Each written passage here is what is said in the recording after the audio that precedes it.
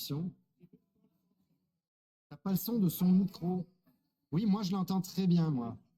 C'est bon, moi je l'entends très bien, donc tu devrais l'avoir, Chavouk. C'est beau? Oui. Alors, on va transférer sur nous, voilà. Et nous sommes live. Yay! Nous y sommes finalement. Oui. Bonsoir, bon matin, bonjour. Bonjour, Son of Odin ou Samuel. Merci d'être avec nous encore une fois.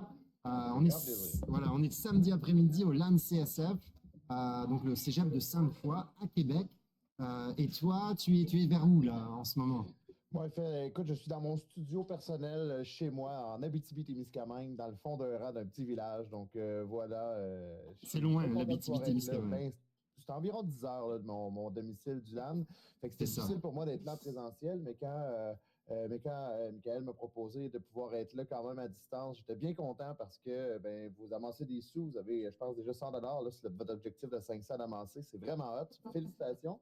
C'est super le fun parce qu'on le sait, hein, la Fondation des gardiens virtuels, on l'a tout un peu de tatou sur le cœur. On va pouvoir en jaser, on va pouvoir se jaser de tout ça. Puis je pense que c'est important de mettre ce genre de cause-là en avant. Exactement. Donc là, on est à peu près 20 minutes ensemble. Et puis, comme ça, on va pouvoir expliquer à ceux et celles qui nous regardent. Et en même temps, on enregistrera. On pourra réutiliser probablement cet enregistrement. C'est à vous. Voilà, pour expliquer un petit peu ce partenariat entre la Fédération québécoise de sport électronique et la Fondation des gardiens virtuels. Donc voilà, on s'est rencontrés, toi et moi, pour la première fois au Streamoton. À Saint-Apollinaire, voilà. Et donc, c'était une rencontre fort sympathique d'abord. Et puis, j'aimerais que tu m'expliques un petit peu pourquoi ça fait du sens, du point de vue de la Fondation des gardiens virtuels, d'être partenaire avec la FQSE. Parce que nous, ici, on a expliqué beaucoup pourquoi ça faisait du sens de notre côté depuis ce matin. Mais voilà, j'ai envie de te laisser la parole. Avec un grand plaisir. En fait, la Fondation des gardiens virtuels, sa mission à la base, c'est d'être une balise en ligne pour les communautés en ligne, les joueurs, les équipes, les organisations, les LAN, bien entendu. Hein? Puis je pense que, tu sais, on parle du LAN CSF, mais on parle aussi de toutes les équipes qui s'y rejoignent. Et ce que je trouve intéressant, en fait, c'est que les deux, on est actifs pour tenter d'équilibrer le numérique et que ce soit quelque chose de positif. Tu sais, on entend tellement de négatifs par rapport à beaucoup de choses en ligne.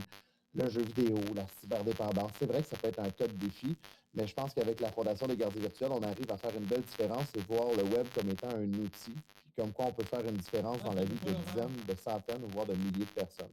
Puis je pense que c'est exactement un peu la mission aussi de la Fédération québécoise de sport électronique, c'est-à-dire que vous voulez également trouver une belle zone d'équilibre, puis chapeauter tout ça, je vais le dire de cette façon-là, pour s'assurer qu'on soit dans une zone d'équilibre pour nos joueurs, puis qu'il y a un endroit où est-ce que justement c'est confortable et qu'ils ont chacun à sa place. Donc, je pense que un va pas sans l'autre. C'est un partenariat qui allait de soi. On en a parlé longtemps, là, Michael et moi, lors du LAN-JDL, en dehors de l'entrevue qu'on avait fait, comme quoi on était contents de se rencontrer et de travailler ensemble. Moi, de mon côté, tu l'as dit tantôt vite fait, si je peux me présenter vite vite, je m'appelle Sam. Sam, Son of Odin sur le web. Je suis créateur de contenu sur Twitch depuis maintenant un petit peu plus de 7 ans. Je suis porte-parole, créateur de contenu, superviseur clinique et travailleur de rue numérique pour la Fondation des gardiens virtuels. J'ai un peu 8 chapeaux différents que j'échange ici et là. Et je suis très, très content de la confiance qui m'a octroyée par la Fondation justement pour essayer de faire la différence dans ces moments-là où j'ai pas en avoir besoin. Je suis super content qu'on fasse une façon de ces choses. Oui.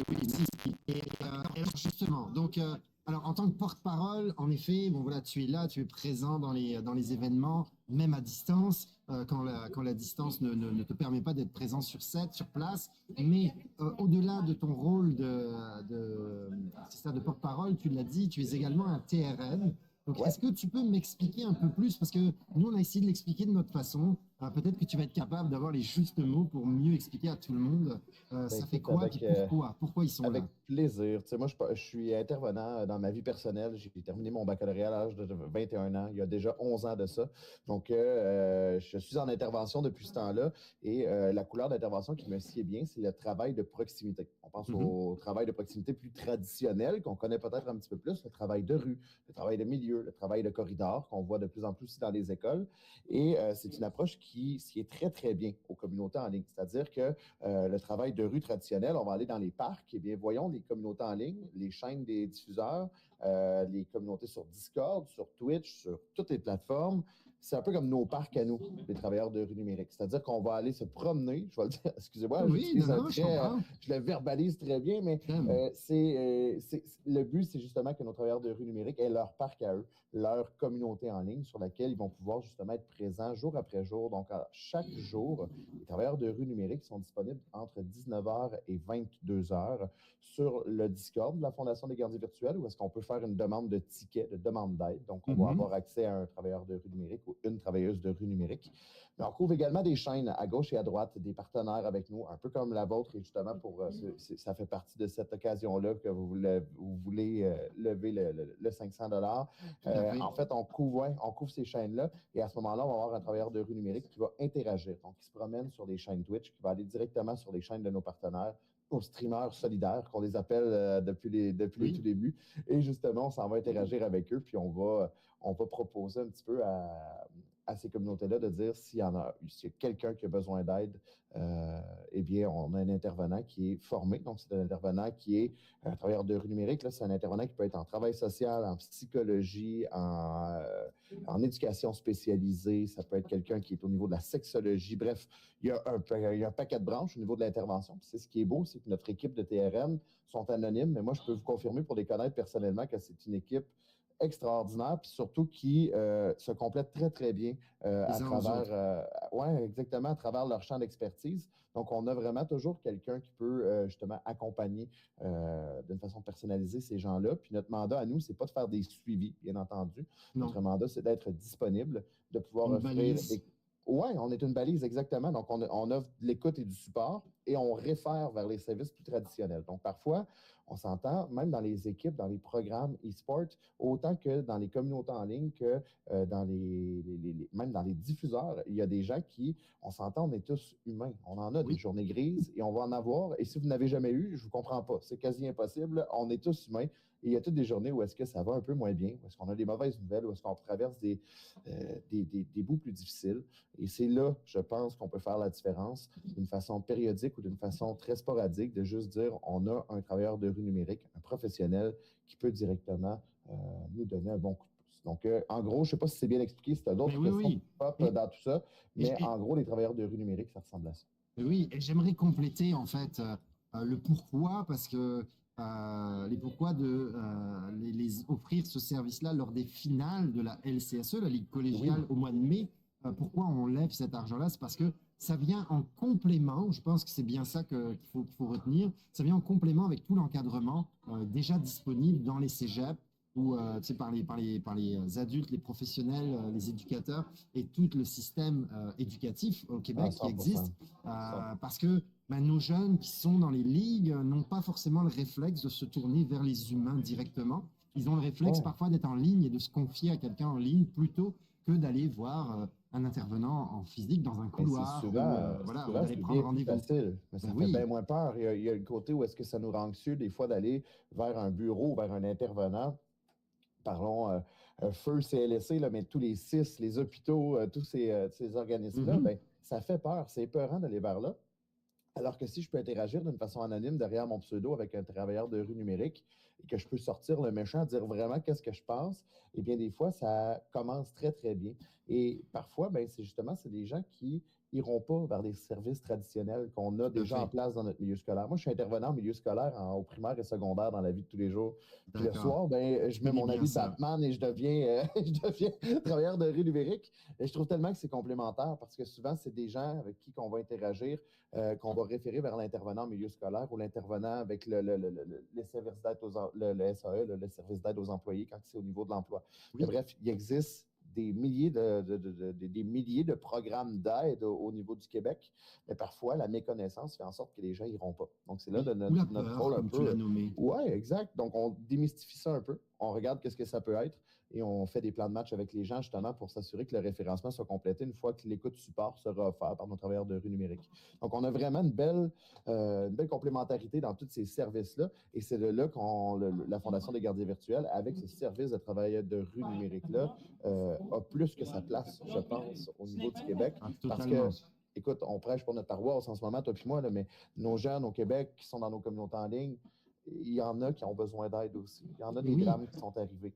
et Et parfois on ne le sait pas, parce que c'est pas visible. la, une Hein? souffrance au niveau de la santé psychologique, la santé mentale, souvent, ça se voit pas. Tu sais. Si tu irais pas bien aujourd'hui, Michael, je pourrais pas le dire bing bang comme ça. Mais ça se peut qu'il t'ait des journées difficiles toi aussi, puis qu'un jour, tu aies besoin d'avoir recours à ça. Mais ça Mhm. tombe bien, c'est anonyme, surtout c'est confidentiel aussi. Donc, si jamais on saurait d'où est-ce que tu viens, etc., bien, il n'y aura pas de suite par rapport à ça, étant donné qu'il n'y a pas de suivi. Donc, il y a aucune part, il y a moins de part du moins du commun des mortels et qui, parfois, ont plus tendance à venir directement vers les travailleurs de rue numérique. C'est des intervenants qui connaissent la game aussi, qui connaissent le web, qui connaissent la réalité numérique, qui sont spécialisés avec ça. Donc, Bien on sûr. travaille, on jongle avec ça, puis ça fait toute la différence auprès de nos jeunes. Et oui, parce que ces gens-là sont déjà dans ces communautés numériques, ils le vivent au quotidien. Et donc, est-ce que je pourrais même aller jusqu'à dire que finalement, ceux qui ont fondé, ceux qui ont créé cette fondation et les travailleurs de rue numérique et toute l'équipe, en fait, c'est ce qu'ils auraient aimé avoir comme service ou comme offre Ben, quand ils étaient plus jeunes pour justement passer au travers de certaines étapes de la vie? Ben écoute, je vais y aller avec une anecdote de vie personnelle, là, mais moi, il y a quelques années, Samuel n'allait pas très bien, le Sam derrière son Ophodin, puis j'ai eu accès à un service d'aide en ligne, comme par clavardage également. Et entre toi puis moi, ça m'a sauvé la vie, tu sais. Puis je me suis rendu compte qu'il y a un réel besoin. Puis Hmm. ce soir-là, ben tu sais, j'ai commencé à diffuser quelques mois après, tu sais. Puis quand j'ai commencé à diffuser, je disais, hey, je suis capable de faire une différence à ce niveau-là. Et de fil en aiguille, on a lancé le travail de rue numérique avec la Fondation des gardiens virtuels.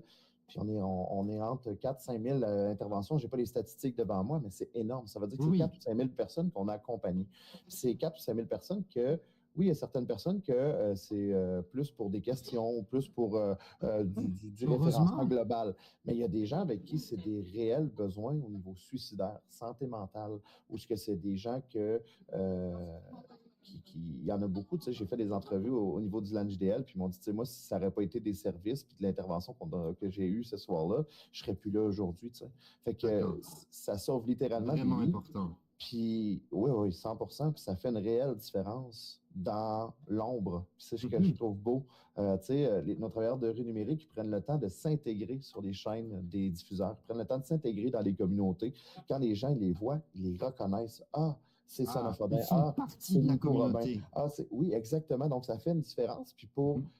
pour ces gens-là qui vont fréquenter une communauté en ligne d'une façon régulière, on s'entend que ça peut devenir leur social de vie Bien sûr. tu sais, à 100%, moi, il y a énormément de social qui se passe, moi, qui se passe en ligne. J'ai des amis en ligne que je parle plus souvent que des amis en présentiel. Tu sais. Donc, c'est là qu'on se dit, c'est une autre réalité, mais c'est la réalité de 2026. C'est la réalité Exactement, c'est d'aujourd'hui. la réalité Ben d'aujourd'hui. oui, Beaucoup d'interactions se passent en ligne. Regarde, aujourd'hui, cette entrevue-là est en ligne exact. parce que physiquement, le monde réel nous bloque, parce qu'il fallait que tu fasses 10 heures de route, ça n'a pas de sens. Juste Juste pour pour aller. 20-25 minutes, tu vois, c'était pas possible. C'est Non, ça. mais tu sais, voilà, et donc, voilà, heureusement que la technologie est là, Ben oui. heureusement qu'on est capable de, voilà, de transcrire cette expérience, de Exact. parler de tout ça.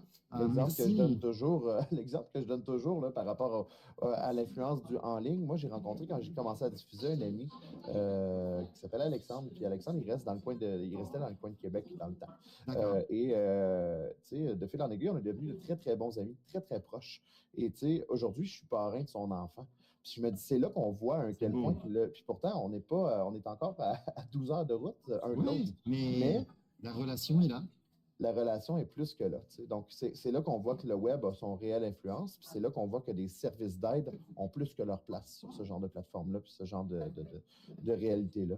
Donc, je trouve Tout à ça fait. super, super le fun comme partenariat avec la Fédération québécoise de sport électronique et la Fondation des gardiens virtuels. Je pense que c'est euh, une fusion ou un partenariat qui devenait essentiel. Oh oui, c'était Euh, une évidence. C'est fait clairement. une évidence même. Tu sais, Oui. je pense qu'on est les références en termes au Québec, au niveau de la Fondation des gardiens virtuels, de l'intervention par clavardage en ligne d'être une balise en ligne. Mais vous êtes la référence au niveau du sport électronique, puis des programmes scolaires, etc., qui prennent de plus en plus de place.